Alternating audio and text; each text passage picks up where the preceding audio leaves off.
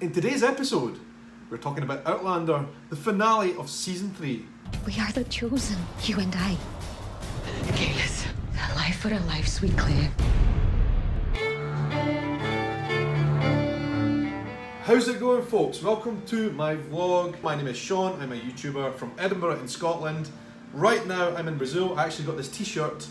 James, Alexander, Malcolm, Mackenzie, Fraser from some awesome Outlander fans that I met here yesterday.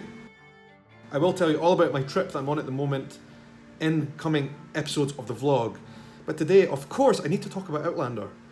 And the finale, it was absolutely epic, mind-blowing, and really, where do I start? That I'm going to split it into 2 episodes. Mainly because when I watched the episode from my hotel here in Brazil, the internet connection wasn't great, and we only managed to see half of it before we actually lost our signal. So I'm cutting this review into 2 parts. Firstly, because of the internet. Secondly, because the episode was just so epic. I should also say, if you have not watched the finale yet, you probably would not want to watch this vlog yet. So make sure you watch the episode. If you don't want spoilers, then come back. So last week, we saw the reintroduction of Galas. Big character from earlier seasons.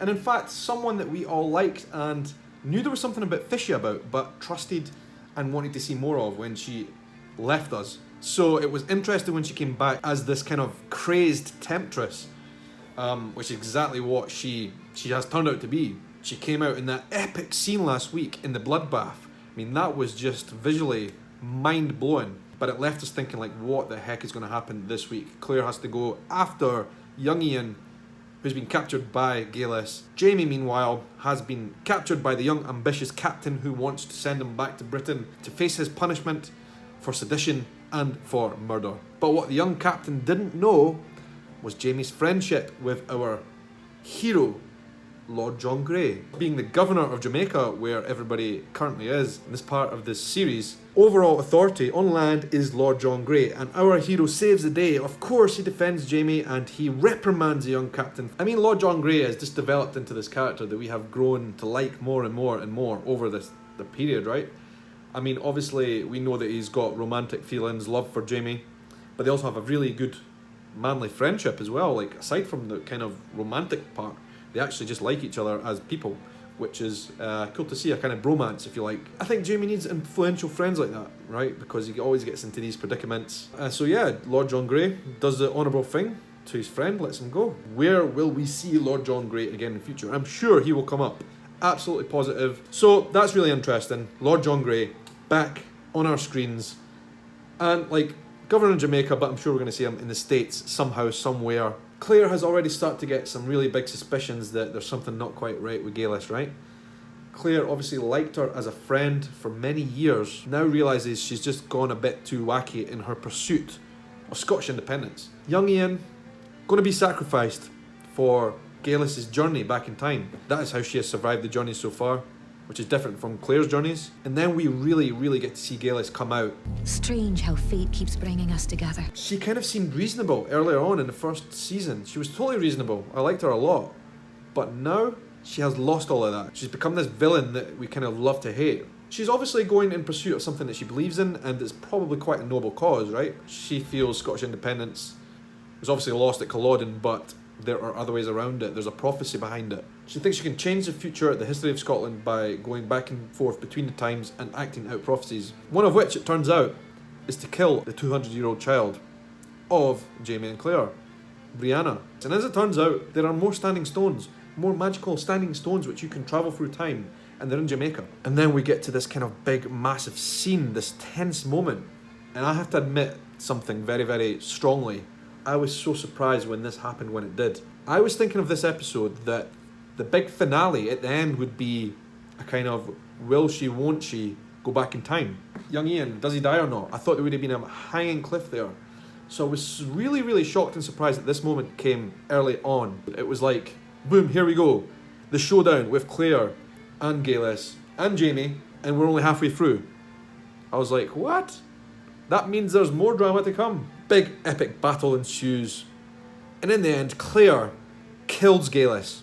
One shot, one swipe with a knife. Galas' head was almost severed. So Claire basically saved her daughter's life. She had to do it She was friends with Galas. Even throughout their kind of fights in this episode, they had their moments of friendship. We could see that Galas respected Claire still, even until the dying moments. But at the end of the day, she had to do what she had to do. She was fighting for independence, and she wasn't going to let any friendship stop her. She had a prophecy to fulfill. And Galas died. I was like, what? I was looking at the clock and I was thinking, we're 30 minutes into the episode, and Galas is now dead. Young Ian is freed. Where is the cliffhanger? I was convinced that this episode, when I had in my mind, the ending would be Claire and Galas locked in a kind of fiery battle. It would end with a cliffhanger and we would not know whether Galas or Claire or both made it back in time, if any of them would be dead, what would be going on. I thought we'd be left hanging, but they didn't do it. And actually I'm pretty glad they didn't do it, because that would have been a hellish wait to find out what had happened. But that's usually what series do, right? Big cliffhangers. So I'm surprised. I would like to know your thoughts about that down below. No cliffhanger with Claire and Galas. It was great to see they made it out of the cave. And then we had that flashback, the moment in time when Claire remembered her co-worker in Boston. The doctor brought in the bones from a cave in Jamaica. And she remembered the doctor saying to her, like, we're quite surprised by finding this skeleton here. Like, we don't know what happened, but she had her head almost chopped off. It was Claire. She did it. She killed Galas, and that was Galas's bones. We talked about that in previous episodes of this vlog. Who would it be? Obviously, you guys who read the books already knew. Me, I was guessing. I was pretty sure, to be honest, it was Galas. It's kind of a shame in a way because, again, like I said, she was a villain that we love to hate. We love to hate Blackjack Randall. I think he was a great character. Almost sad that he was gone, if you like. But now Galas also became a villain over the last 2 episodes, and she's gone. And then my internet connection died and I didn't get to see the next half. That's where my review pretty much ends, in the middle of the episode. But that's cool because I'll be doing another episode tomorrow. Outlander is here, and guys, you can count on me to come at you with a lot of vlogs over the next weeks and months. And I'm thinking, right, why not every Sunday? Sunday is the day that we usually watch Outlander.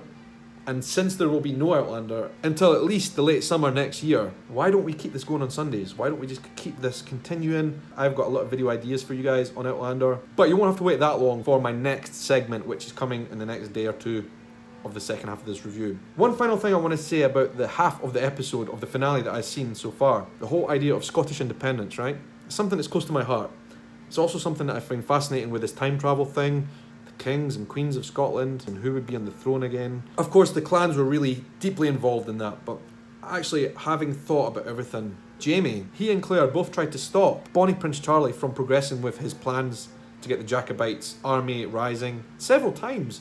Even up until the day before Culloden, they were planning on killing Bonnie Prince Charlie to stop Culloden from ever going on. Those were the early signs that Jamie was like kind of sympathetic, but also like, we shouldn't be going to war over this. And now we see in season 3, way up into the future, because this is a magical show and we think prophecies in this show could probably come real, right?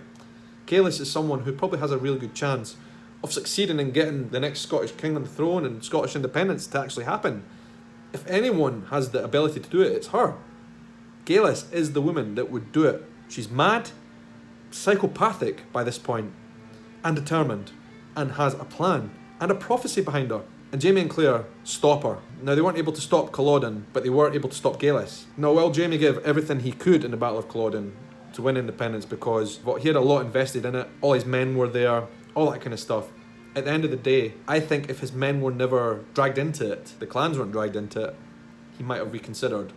Now, of course, Jamie did have hate for British rule, the Redcoats, who tortured them, Blackjack Randall, all the rest of it. But he's a very progressive character, right? He has made great friends with Lord John Grey, who is a clear representative of the British throne, British authority, and yet they are very, very, very good close friends. Despite everything that happened to Jamie, all the flogging, all the nasty things the British government did to him and his people, Jamie is still open-minded. And as I say, did everything he could to avert Culloden from happening, obviously because he didn't want the bloodshed and he knew what the history would be.